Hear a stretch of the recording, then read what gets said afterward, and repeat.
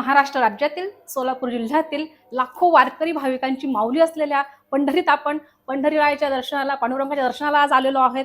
आणि माझ्यासोबत आहेत माननीय गहिनीनाथ महाराज औसेकर, जे या विठ्ठल रुक्मिणी मंदिराचे अध्यक्ष आहेत. रामकृष्ण हरी माऊली.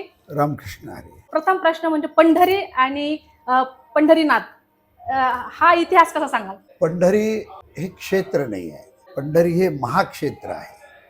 कारण नामदेवराय असं म्हणतात, आपल्या घरी जर एखादं पाप केलं तर ते मंदिरात जाऊन फेडावं लागतं. मंदिरात जर काही पाप केलं तर ते तीर्थक्षेत्रात जाऊन फेडावं लागतं. आणि तीर्थक्षेत्रात जर पाप केलं तर केवळ एकच क्षेत्र असं आहे की जे पंढरी क्षेत्र आहे, त्याला महाक्षेत्र असं म्हणतात. आणि दक्षिण काशी ही याला दक्षिण काशी म्हणतात. पण आम्ही प्रत्येक श्रीमंत जगद्गुरु तुकोबारायांच्या शब्दाला हे वेदवाक्य समजत असतो. तुकोबारायांनी आम्हाला असं सांगितलेलं आहे, तुका म्हणे आम्हा अनाथा कारणे पंढरी निर्माण केली देवे.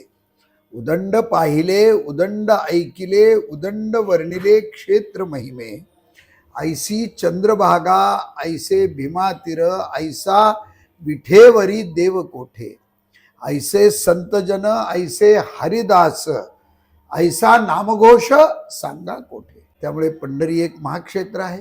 आणि पंढरपूरचा जो पांडुरंग आहे तो कसा आहे, उगवले बिंब अद्वैत स्वयंभ नाम हे सुलभ विठ्ठल राज.